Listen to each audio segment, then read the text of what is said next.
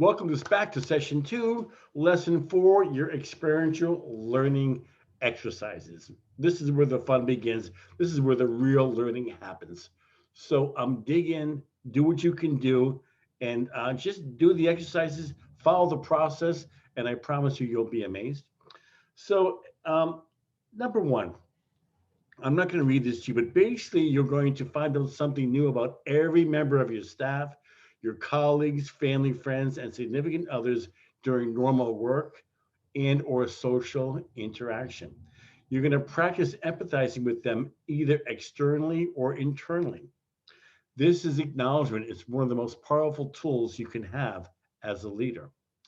So you want to be careful that you do not let age difference, gender, nationality, language differences, history, or if you like dislike that person, get in the way. And you want to kind of keep track somehow, right? So you want to start making this part of your normal routine every day. It is by far one of the most important things you can learn to do. And I think in some areas it's called leadership by walking around, which is kind of what it is. But what you're doing is you're building relationship. You're finding out something new about somebody so they feel acknowledged.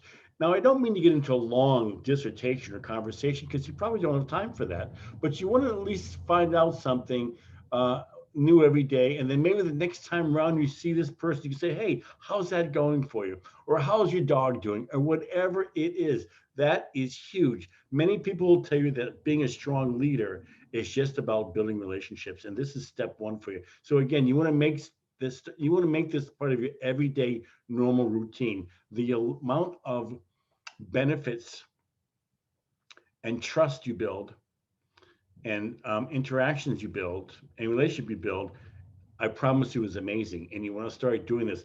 I used to do this every day when I was running a company, and I still do. When I go into companies and work with them, I do this every day because I start building that relationship. Because nobody's going to follow you unless they trust you and there's a relationship there, right? Because nobody's going to do anything just because you told them to do that. It's not the way the world works. So do that, practice that, keep track of that as best you can.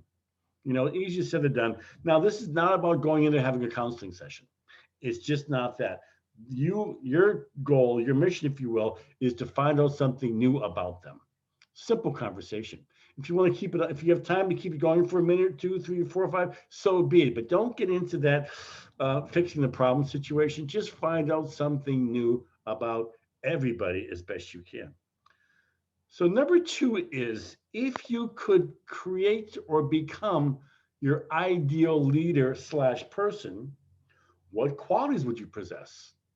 Example, honest, confident, disciplined, etc., as opposed to situations such as wealthy or healthy. This is you starting to build your dynamic leadership model. And this falls under the heading of being or my guiding qualities statement. And you're going to find worksheets you can use, right? There's that little red tool there. So use that. And this is a work in progress. You're going to do some wordsmithing, but I suggest you do something very simple. As opposed to having to write a long paragraph or dissertation, I will just start writing down things as I am. So I am confident, for example. I am honest. I am courageous, whatever that is to you. You want to do that. So you're starting to build your playing field and you're starting to build your model of who you're going to become and what qualities you're going to start to work on. Powerful, powerful tool. And by the end of this program, the only way you can actually graduate is to have a completed dynamic leadership model for yourself. So this is step one. It's actually step two. Step one is the building your goals, etc. So step two, this is the first section of the dynamic organizational model, my being statement, my guiding qualities. Now, it's important, again, they're qualities, not situations, if that makes any sense. So you want to get that done. That should be a lot of fun. And this is really, you're designing who you're going to become or what you want to practice on and how you're going to try to improve. So when you do that being statement, you'll do one of two things. First of all, you've got a lot of great things that you are and do, right? Your being is quite amazing. And once you realize that, you'll see that. So what you want to do is reinforce what you're already great at what your great qualities are, and then also put down I am whatever you're not great at or whatever you want to work on. Excuse me, my apologies. So I hope that makes sense. So you put down what's already there, who you're already being, to reinforce that, and you can still improve on that. And then also what areas you need to improve upon. Like I need to improve upon not judging people. So I'm non-judgmental, that type of scenario. So it's not if it's true already, it's a model of where you're going to go, how you're going to change and evolve into that leader you want to be.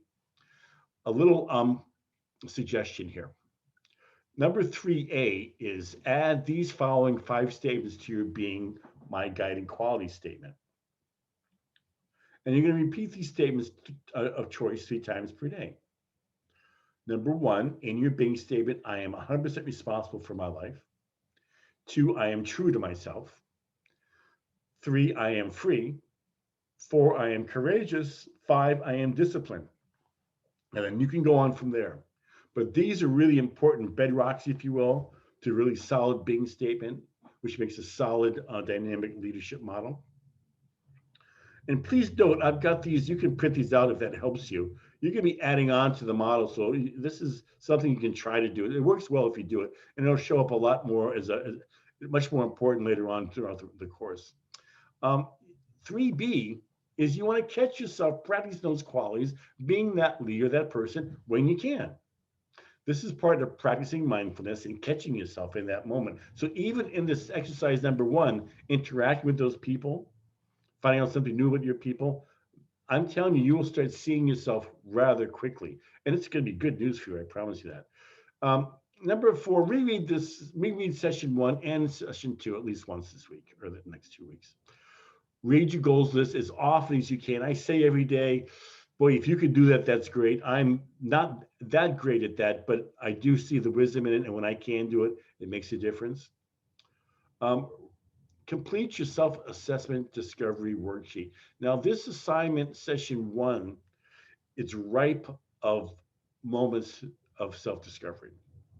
And again, this is all practice. So if it doesn't happen, nothing to worry about it. We're putting you on the path of mindfulness and experiencing oneself and self-awareness. So there's no winning and losing. It's just, yes, I found out something new today. No, I did not. If you want to, and something shows up through these assignments that you want to add to your goals, feel free to do that at any time, right? This is a living document. Those goals are like, is your vision, correct? It's a living document. If you want to add to it, change it, that's totally up to you. It's a living document. You want to keep it alive, and only you can keep it alive. And then number 8, meditate 5 minutes per day. Now I put optional down here because some people just don't want to do that, aren't into it, or for whatever reason. But if you are so inclined to learn how to meditate, I've got a bunch of information here on how to do it. And of course, online, there's a ton of stuff, audio tapes, you name it, really good stuff. And meditation might be the most advantageous and beneficial thing you can learn to do for yourself. The benefits are virtually endless, but you can't believe that till you meditate, right? But the people that have gone down the road, gone into this program, and decided that meditation was something they want to try, they really benefited from it. So I suggest you give it a shot. And again, it's practice. So the problem is, I think people think meditation is peaceful and calm. It's often not. It's practice, right? It can be work. It can be terrifying some days, but mostly it's just getting in the habit of stopping yourself, being mindful, listening to yourself, and being still. That's all it is. And it takes practice. I lived up in Nova Scotia, and they had a huge Buddhist population up there. So I got to know them quite a bit. And one of the things that was really what I really learned about Buddhism and meditation is that it is a practice, right? It's not something that's easily done. You've got to work at it, believe it or not. And some days you'll have good meditation practices, other days it'll be a struggle. That's just the way it is. And that's the learning exercise as well. So give it a shot. I hope you take on meditation if you can. So I thank you. Good luck with these assignments. They are powerful, powerful assignments. Don't forget to log on to our group coaching sessions, our community coaching sessions. They'll be helpful, especially now as we get into some of the deeper stuff here. So you want to do that. And if I can be of any help, go ahead, drop me an email, give me a shout, and we'll see if we can arrange something, time to speak, or at least interact during email. So good luck. Have fun with this. Remember, don't take it too seriously. This is all about you being who you need to be. So good luck to you. Have fun with this session, and I will see you session 3.